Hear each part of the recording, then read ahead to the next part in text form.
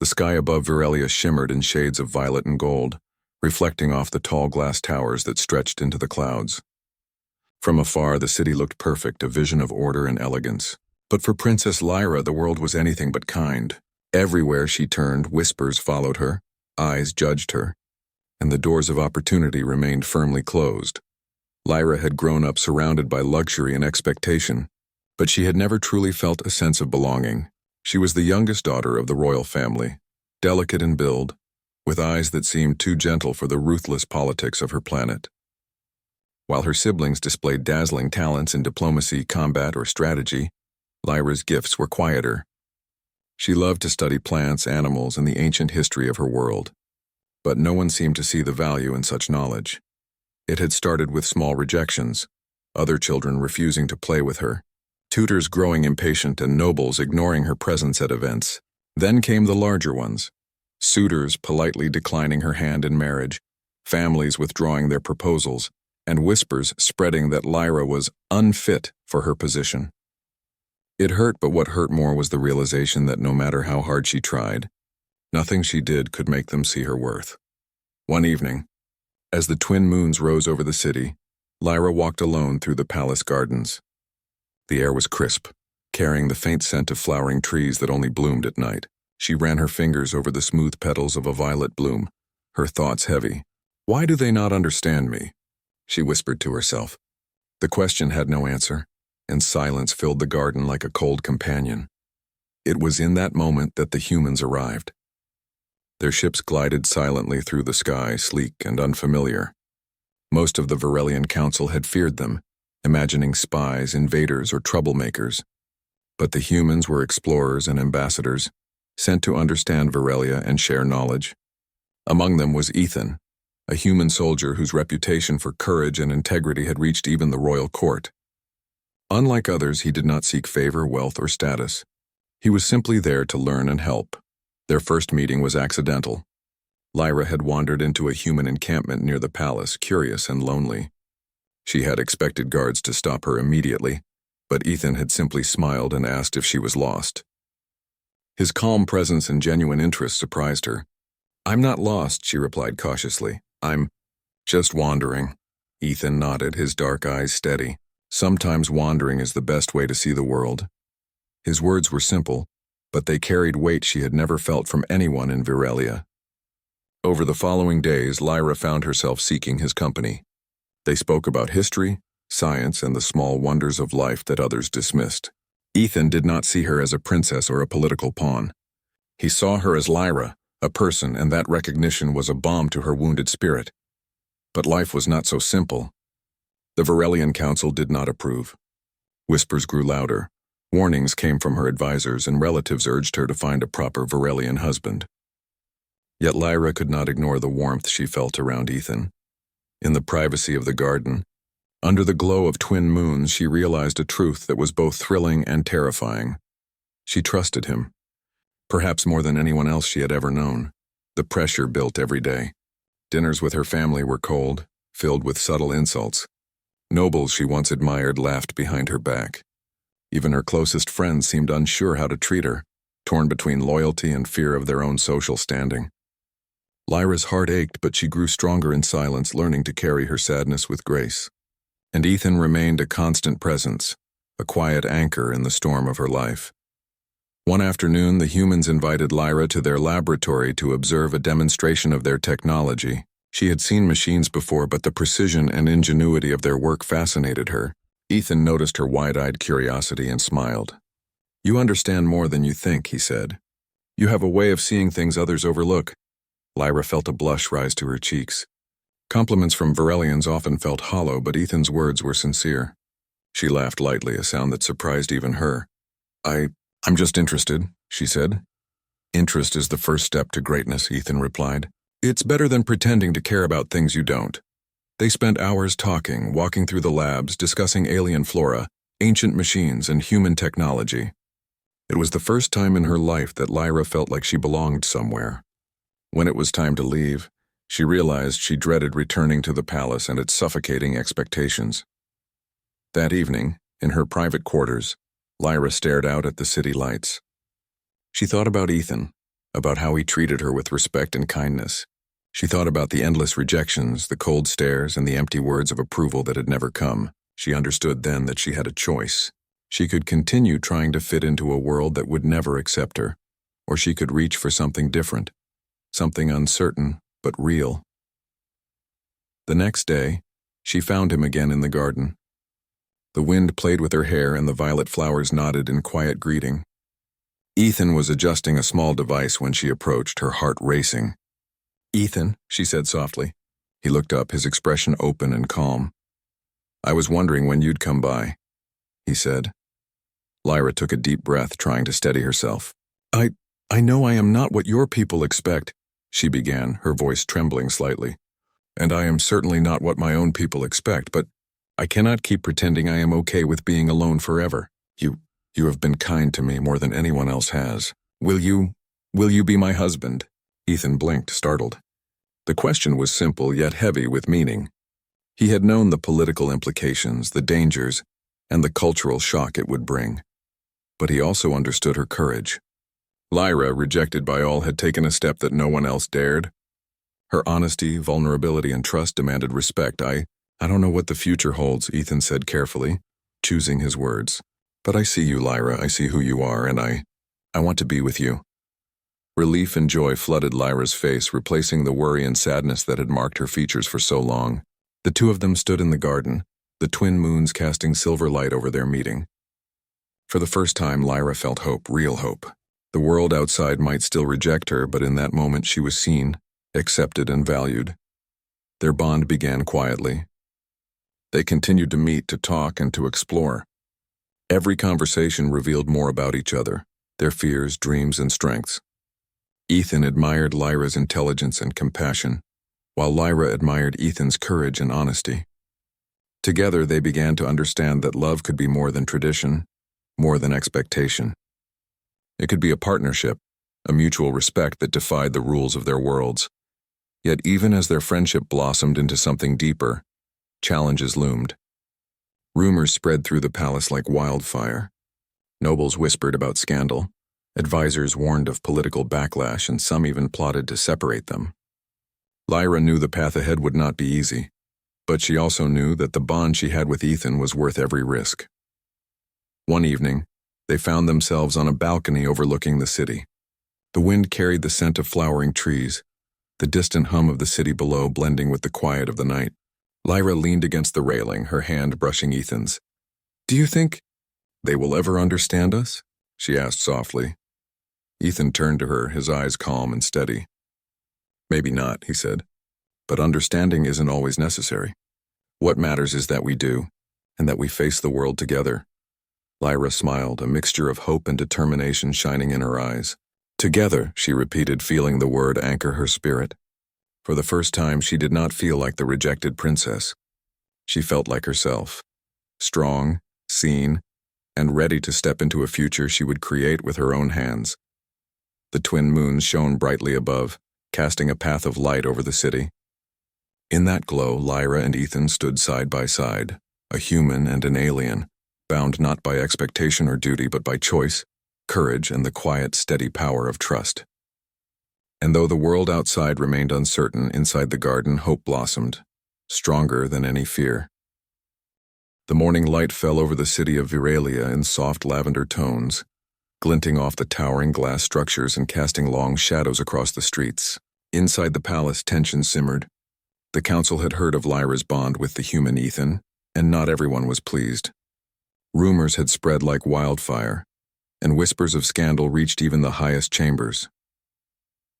Lyra moved through the corridors with quiet determination, her heart steady despite the pressure building around her. Her family's eyes were sharp, filled with disapproval and worry, but she no longer felt the sting of rejection that had haunted her for years. She had chosen her path, and the knowledge of Ethan's support gave her strength. Ethan, meanwhile, was learning the complexities of Virelian society. The humans had been invited to share knowledge, but interacting directly with royalty was unprecedented. For him, navigating palace politics was as challenging as any battlefield, yet he approached it with patience and honesty, refusing to let fear dictate his actions. He spent his days learning about the culture, technology, and diplomacy. And every evening he met Lyra in secret, strengthening their bond through shared ideas, laughter, and trust. Their first real challenge came when a high-ranking noble, Count Raval, attempted to publicly humiliate Lyra. During a formal banquet, he insinuated that her choice of a human companion was foolish and beneath her station. Gasps echoed around the hall, and the council murmured in agreement. Lyra's cheeks flushed, and she felt the old fear stirring within her. But Ethan stepped forward calmly, speaking in the common Varelian tongue with careful precision. "Count Raval," he began, his voice steady and confident, "the measure of a person is not their bloodline, nor the approval of others. It is their courage, their integrity, and the respect they show to those around them. Lyra has these qualities in abundance. I am proud to stand by her, and if you cannot see her worth, that is your failure, not hers." The hall fell silent. Ethan's words, simple yet powerful, cut through the whispers of disdain. Some council members shifted uncomfortably, unwilling to openly oppose him, while others scowled but found no words strong enough to counter his point. Lyra felt a surge of gratitude and admiration. She had chosen well. Days passed, but the threat of opposition lingered. Some nobles plotted behind the scenes, attempting to sway her family or discredit Ethan. Lyra and Ethan had to be cautious, yet they refused to let fear dominate their lives.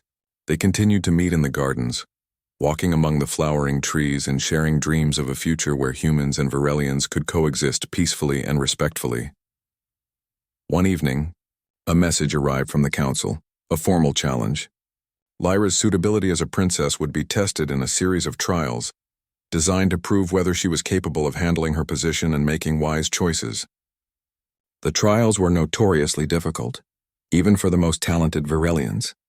They included tests of strategy, diplomacy, and knowledge of the planet's complex systems. Lyra felt a mix of anxiety and resolve. She had always excelled in observation and understanding, but she had never faced a challenge so public and demanding. Ethan, as always, was by her side. "You will do well," he said quietly. "Not because you are perfect, but because you are yourself. That is enough." The first trial was a test of strategy. Lyra had to manage a simulated crisis where a natural disaster threatened one of the outer cities. She quickly assessed the situation, prioritized resources, and coordinated responses with precision. Many of the council's advisors expected her to fail, but she succeeded beyond expectations. Ethan observed proudly, noting how she combined careful planning with compassion for the people affected. The second trial was diplomacy. Lyra had to negotiate a tense agreement between two rival factions, each demanding concessions that would challenge her sense of fairness and judgment. She approached the task with patience and empathy, listening carefully to both sides before proposing a solution that balanced needs and respected traditions. The factions, initially hostile, were surprised by her insight and agreed to her terms. The final trial tested knowledge of Varelia's history and technology. Lyra walked through a maze of archives, recalling obscure facts, interpreting complex mechanisms, and demonstrating her understanding of the world. It was exhausting, but she pressed on, fueled by determination and Ethan's quiet encouragement. When she completed the trial, the council could no longer deny her abilities. Even her harshest critics were forced to acknowledge her intelligence and competence. Yet success brought new dangers. Count Raval and a few others, unwilling to accept defeat, conspired to remove Lyra from the palace entirely. They planned an ambush during a public ceremony, hoping to disgrace her and humiliate Ethan in front of the people. But Ethan, ever vigilant, discovered the plot in time. Using a combination of human ingenuity and careful planning, he alerted the palace guards and coordinated a defense, turning the would-be ambushers away without harm. Lyra watched him in awe. "I don't know how to thank you," she said later as they walked through the moonlit gardens. "You don't have to," Ethan replied, smiling. "We're partners. We protect each other." The crisis strengthened their bond.